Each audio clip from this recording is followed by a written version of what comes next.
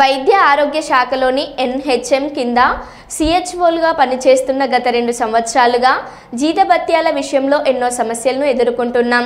దీనికి సంబంధించి మా న్యాయమైన డిమాండ్ల సాధన కోసం ఏపీఎంసీఏ దశల వారీగా చేపట్టిన నిరసన కార్యక్రమంలో భాగంగా ఈ నెల 24, 25వ తేదీన విజయవాడ నడిబొడ్డున రాష్ట్ర వ్యాప్తంగా ఉన్న సిహెచ్ఓస్ అందరూ మహాధర్నా చేసినప్పటికీ ప్రభుత్వం నుండి ఎలాంటి స్పందన లేకపోవడంతో నిరవధిక సమ్మె 3వ రోజు జిల్లా కేంద్రంలో కార్యక్రమం చేయడం జరిగింది. వైద్య ఆరోగ్య శాఖలోని ఎన్హెచ్ఎం కింద సిహెచ్ఓలుగా పనిచేస్తున్న గత 2 సంవత్సరాలుగా జీతభత్యాల విషయంలో ఎన్నో సమస్యలు ఎదుర్కొంటున్నామని, దీనికి సంబంధించి మా న్యాయమైన డిమాండ్ల సాధన కోసం చేపట్టిన శాంతియుతమైన నిరసన కార్యక్రమంలో భాగంగా ఈరోజు మా జిల్లా పరిధిలో సిహెచ్ఓలు అందరూ ధర్నా కార్యక్రమం చేయడం జరిగింది. వాళ్ళకు సంఘీభావం తెలపడానికి, వాళ్ళకు సపోర్ట్గా ఉండడానికి ఈరోజు మేము వచ్చాము. కాంగ్రెస్ పార్టీ తరఫున వాళ్ళకు అండగా ఉంటామని చెప్పి ఈ సందర్భంగా తెలియజేస్తున్నాం. కాకపోతే ఈరోజు మంత్రి గారు మాట్లాడుతూ మీరు తమ విధుల్లోకి వెళ్ళండి, లేకుంటే మీ విధుల నుంచి తొలగిస్తామని చెప్పడం కూడా చాలా దురదృష్టకరమైన విషయము, చాలా విచారకరమైన విషయము.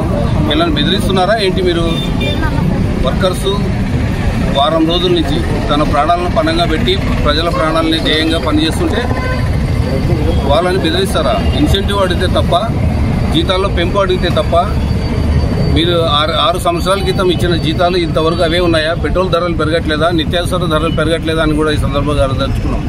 దయచేసి వీళ్ళ సమస్యలు పరిష్కారం చేయండి. ప్రభుత్వాలు మొండి వైఖరి అవలంబించడం మంచిది కాదు. చాలా చిన్న స్థాయి వ్యక్తులు, వాళ్ళు ప్రజల కోసం పనిచేస్తున్నారు. వీళ్ళు పనిచేయకుంటే ప్రజల ఆరోగ్య పరిస్థితులు ఏంటి అని కూడా మిమ్మల్ని అడుగుతున్నాం. ప్రతి ఊర్లలో ఎంబీబీఎస్ డాక్టర్ని అపాయింట్ చేసి ఉన్నారా? మీరు లేరు కదా. పిహెచ్సిలో ఎంబీబీఎస్ డాక్టర్స్ ఉన్నారా? మార్నింగ్ వచ్చి 1 అవర్ 2 అవర్స్ కూర్చొని వెళ్ళిపోతున్నారు. మిగతా టైంలో ప్రజల పరిస్థితి ఏంటి? బీఎస్సీ నర్సింగ్ చదివి వాళ్ళ ప్రజలకు సేవ చేస్తుంటే మీరు అది గుర్తించకపోగా ఉల్టా వాళ్ళని బెదిరిస్తారా? ఇది హెల్త్ మినిస్టర్ కూడా మంచిది కాదు. ఈ సందర్భంగా ప్రభుత్వాన్ని విజ్ఞప్తి చేసేది ఏంటంటే ఇమ్మీడియట్గా దిగి వచ్చి వాళ్ళ చర్చను పిలవాలి. ఇమ్మీడియట్గా వాళ్ళ సమస్యలు ఏమున్నాయో కనుక్కొని పరిష్కారం చేస్తే అందరికి బాగుంటుంది. లేకుంటే పెద్ద ఎత్తున ధర్నా చేస్తామని కూడా ఈ రాష్ట్ర వ్యాప్తంగా ధర్నా చేస్తాం. కాంగ్రెస్ పార్టీ కూడా వీళ్ళతో పాటు ఉండి వాళ్ళకు సహకరిస్తుందని కూడా ఈ సందర్భంగా తెలియజేస్తుంది. నమస్తే, థ్యాంక్ యూ. ఈరోజు 7వ రోజు మా నిరవధిక సమ్మెలో భాగంగా సిటీ కాంగ్రెస్ కమిటీ తరఫున అన్నగారు మాకు వచ్చి సంఘీభావం తెలపడం అనేది అందరికీ చాలా సంతోషకరమైన విషయం. అయితే గత 7 రోజులుగా మేము ఇంత మండుటెండలో కూడా మా సమస్యల కొరకు ఇంతమంది ఆడపిల్లలు 26 జిల్లాల వ్యాప్తంగా కూడా ఈ సమ్మె అనేది నిర్వహించడం జరుగుతూ ఉంది. ఇంత మేము ఉధృతంగా పోరాటం చేస్తున్నా సరే మా సమస్యల కొరకు ఆరోగ్య శాఖ మంత్రి గారు మా ఎంతో చాలా చులకనగా మాట్లాడడము మేము తీవ్రంగా ఖండిస్తూ ఉన్నాము.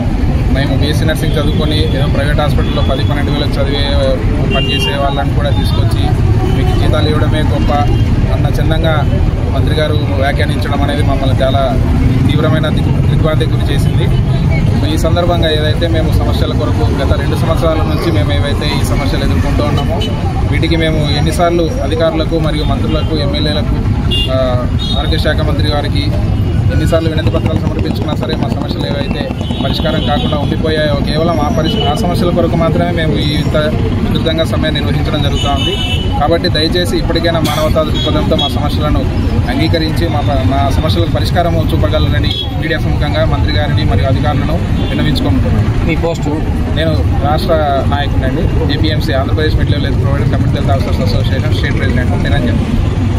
చర్చలకు పిలవాలని చెప్పి మొన్న 6,000 మంది కూడా ధర్నా చేశారు విజయవాడలో, వర్కర్స్ అందరూ కలిసి 24వ తారీఖు. అయినా కూడా ప్రభుత్వంకు అన్ని విషయం తెలిసి కూడా వీడు 7 రోజుల నుంచి ధర్నా చేస్తున్నారని తెలిసి కూడా ప్రభుత్వం ఏంటంటే మొండి వైఖరి అవలంబిస్తుంది. ఇది మంచి పద్ధతి కాదు.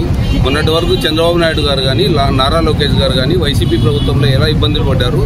ఎవరైనా ధర్నా చేస్తుంటే మున్సిపల్ వర్కర్స్ కానీ, అంగన్వాడీ వర్కర్స్ కానీ 40 రోజులు పైగా ధర్నా చేస్తుంటే ఆ రోజు సంఘీభావం తెలిపి ఇది వైసీపీ ప్రభుత్వానికి మంచిది కాదు, ఇలా చేస్తే ప్రభుత్వం పడిపోతుంది త్వరలో అని చెప్పిన వారు ఈరోజు మీకు ఎందుకు కనపడట్లేదా? వాళ్ళు మండు టెండర్లో చేస్తున్న 7 రోజుల నుంచి ధర్నా చేస్తున్నా కూడా మీకు కనపడట్లేదని కూడా ఈ సందర్భంగా అడదలుచుకుంటున్నాం. త్వరగా ఎంత వీలైతే అంత త్వరగా వాళ్ళని చర్చలకు పిలిచి వాళ్ళ డిమాండ్లు ఏమున్నాయో కనుక్కొని వాళ్ళ పరిష్కారం దిశగా ప్రయత్నం చేస్తే అందరికీ బాగుంటుంది. లేకుంటే మీ ప్రభుత్వం కూడా రాబోయే రోజుల్లో పడిపోయేదే. దయచేసి ఆలోచించండి. ప్రతి వర్కర్ పనిచేస్తేనే ప్రభుత్వాలు ముందుకు నడవగలుగుతాయి, కానీ కార్మికులు పనిచేయకుంటే ప్రభుత్వాలు ముందుకు ఎలా నడుస్తాయని కూడా ఈ సందర్భంగా మేము హెచ్చరిస్తున్నాం. కర్నూలు జిల్లా దీపావళి తెలుపుతున్నాము. రేపు మార్నింగ్ వరకు చూస్తాము.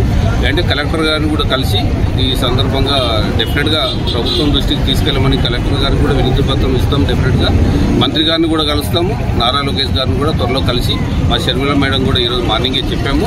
షర్మిల మేడం సానుకూలంగా స్పందించారు. 1 or 2 డేస్లో మేడం కూడా ప్రభుత్వం దృష్టికి తీసుకెళ్లే ప్రయత్నం చేస్తారు. విజయవాడలో ఉన్న వీళ్ళ ఎంప్లాయీస్ ఎవరైతే కూర్చొని ఉన్నారో వాళ్ళని కూడా పోయి మేడంను కలవమని చెప్తాము. అందరూ కలిసి ప్రభుత్వం దగ్గరికి వెళ్ళడమా లేకుంటే ఎలా హెచ్చరిస్తారు అనేది ఆలోచిస్తాం. త్వరలో ఆలోచించుకొని చెప్తాం.